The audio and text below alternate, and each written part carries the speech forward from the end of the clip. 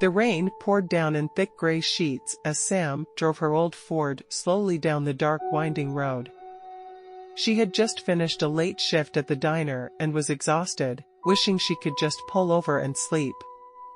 But it was almost 1 a.m. and her apartment was still 30 miles away through these remote backcountry hills. She brushed wet hair out of her eyes and peered hard through the smeared windshield, squinting to make out the faded lines marking the edge of the narrow road. No other vehicles had passed in either direction for at least an hour. The towering trees on either side seemed to close in as the road twisted endlessly into the stormy night. A flash of lightning illuminated the dark canopy for a brief second, reflecting ominously off the rain-slicked asphalt.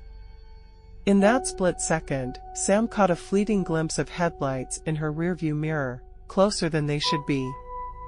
She glanced back to see a spectral white sedan trailing barely a car length behind, as if materializing out of the storm itself. Sam's heart leapt in her throat. Where had this other driver come from without her noticing? She sped up cautiously, but the phantom car stayed hard on her bumper, staying weirdly flush even as the road curved. Anxious apprehension set in. Something was very off about this late-night tailgater.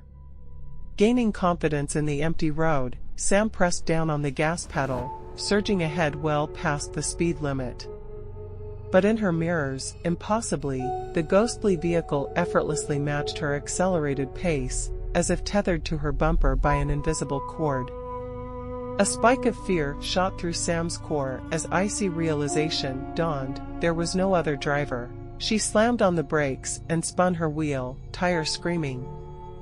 The Ford fishtailed wildly, but somehow kept traction on the rain-slicked asphalt. Skidding to a halt broadside, Sam lurched around to see nothing. The highway behind stretched empty as far as her high beams penetrated the dark storm. Her mind reeled, refusing to accept what she knew deep down, that unearthly white sedan had only ever existed as a phantom reflection.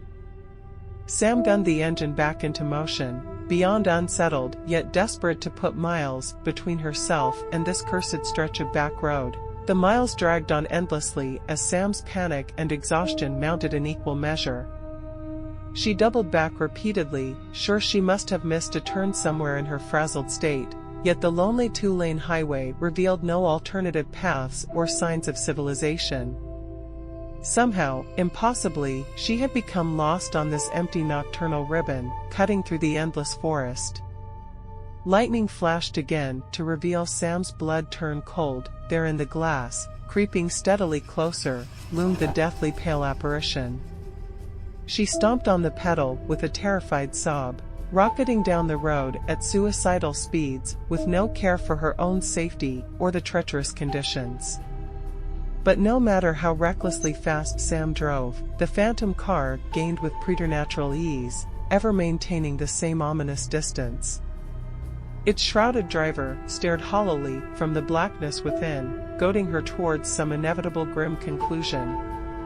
Sam's screams blended with the wailing wind as she careened helplessly towards her doom. Then through the tears and hysteria, she spotted something, a cracked and faded signpost barely legible through the lashing rain, its message obscured for who knows how many decades. Welcome to Willow Creek.